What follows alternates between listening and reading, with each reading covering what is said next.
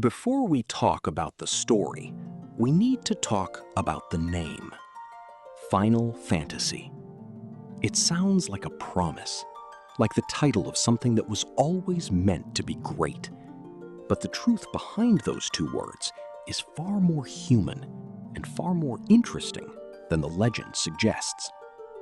It is 1987. A young designer named Hironobu Sakaguchi is working at Square, a small Japanese game studio that hasn't quite found its footing. Their previous releases have been modest at best. Sakaguchi himself is exhausted, disillusioned, and quietly considering walking away from the industry entirely, going back to university and leaving games behind. He decides to make one more, his last one. He wants the title to abbreviate cleanly to FF. The first choice, Fighting Fantasy, falls through due to a trademark conflict. So reluctantly, he settles on something else. Final Fantasy. The word final wasn't a corporate declaration.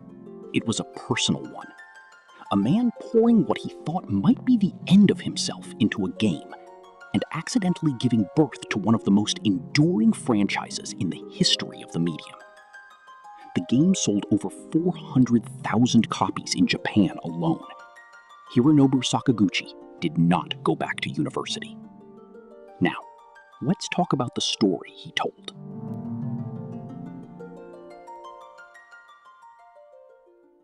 The world of Final Fantasy is ancient and ailing. For centuries, 4 elemental crystals have sustained life. Pillars of wind, water, earth, and fire that keep the natural world in balance. But one by one, over the course of 400 years, each crystal has gone dark. The wind crystal faded first. The Lufanian civilization, a people of extraordinary ingenuity, builders of airships and flying fortresses powered by elemental energy, watched their homeland wither and decline as the winds died around them. 2 centuries later, violent storms dragged an ocean shrine beneath the waves, and the water crystal followed into darkness. Then, the earth began to crack. The plains rotted. The agricultural town of Melmont choked on decay as the earth crystal failed. And the fires came next, unchecked, consuming, as the fire crystal surrendered its light. By the time our story begins, the world is barely recognizable. Monsters roam freely. Civilization clings to isolated pockets of survival. And in the kingdom of Cornelia, a sage named Lucan delivers a prophecy that has been passed down for generations. 4 warriors of light will come. They will carry darkened crystals, and they will save the world.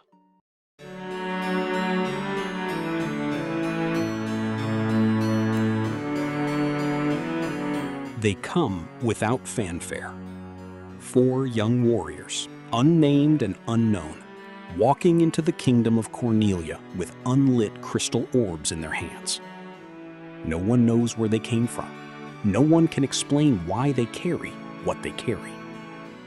But the timing of their arrival is not coincidental, because Cornelia is in crisis. A knight named Garland, once a celebrated hero of the kingdom, has snapped. He has seized Princess Sarah and taken her to the ruins of the Chaos Shrine north of the city, holding her hostage for reasons no one fully understands. The king is powerless. The army is at a loss. The 4 warriors are not. They march into the Chaos Shrine. They face Garland, armored, furious, and formidable. And they cut him down.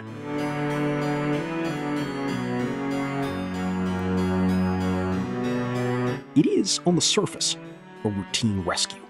Princess saved, villain defeated.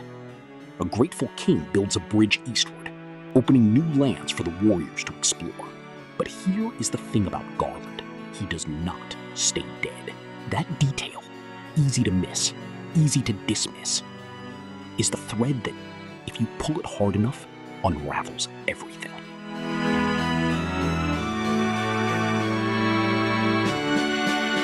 With Cornelia safe behind them, the warriors of light press outward into a broken world. Their path is neither straight nor simple. They navigate the politics of fractured kingdoms, the ruins of fallen civilizations, and the hostility of a world that has forgotten what safety feels like. They liberate a town from pirates and take their ship. They expose a dark elf masquerading as a king. They awaken a cursed prince. They collect keys, fragments, and pieces of a puzzle none of them fully understands yet. And they hunt. Because four elemental fiends, monstrous, ancient, each one a corrupted embodiment of a natural force, are the source of the crystal's darkness. Each has claimed a domain, the depths of the earth, the heart of a volcano, the floor of the sunken ocean, the heights of a sky fortress stolen from the ruined Lufenians. Lich, the fiend of earth, festers in the deepest caverns, rotting the land above him. Merilith, or Carrie as some know her, coils in the heart of Gurgu volcano, feeding the uncontrolled fires. Kraken lurks in the drowned shrine beneath the waves, corrupting the seas. Tiamat, the fiend of wind, has seized the Lufenians' ancient flying fortress and made it her own, commanding the skies from above. One by one, the warriors descend into each domain. One by one, they fight. One by one, they win. The orbs they carry catch light. The elements begin to stabilize. The world exhales. And then, a door opens in the Chaos Shrine.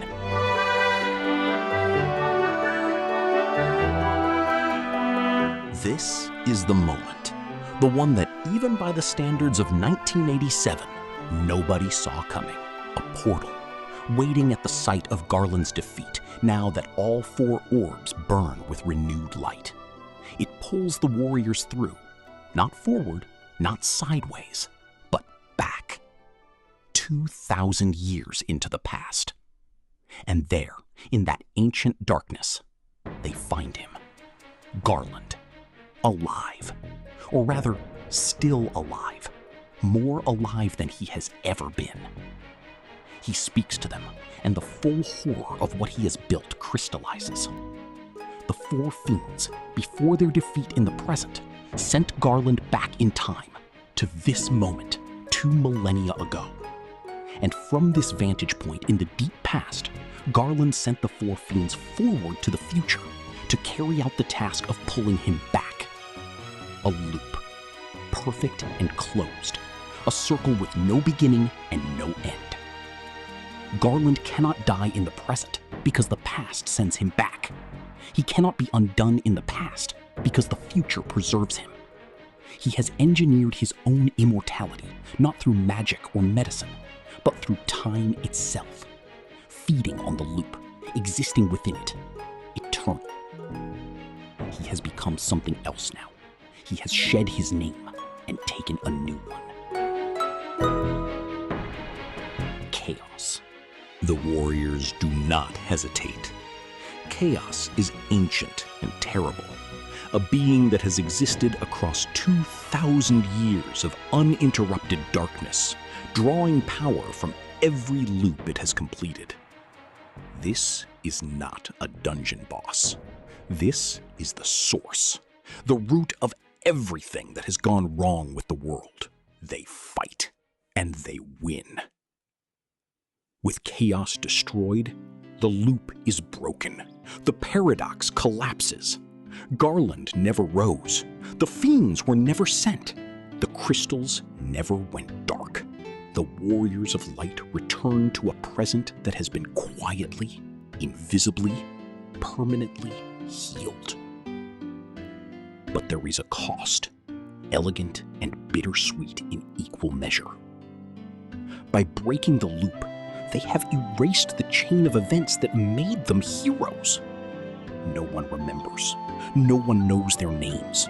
The monuments won't be built. The songs won't be sung. Their victory is so complete, so retroactive, that it has swallowed itself, history records only a legend, vague and half-forgotten, about four warriors of light who saved the world in a time of darkness. The warriors themselves ride off into a horizon that, for the first time in 400 years, is not burning. The Warriors of Light have no names. They have no backstories. They have no voices. And yet, there is something almost mythological about that. Because Final Fantasy, at its core, has always been about the same thing. The willingness to walk into the darkness, even when you don't know what you are, or where you come from, or whether anyone will remember what you did.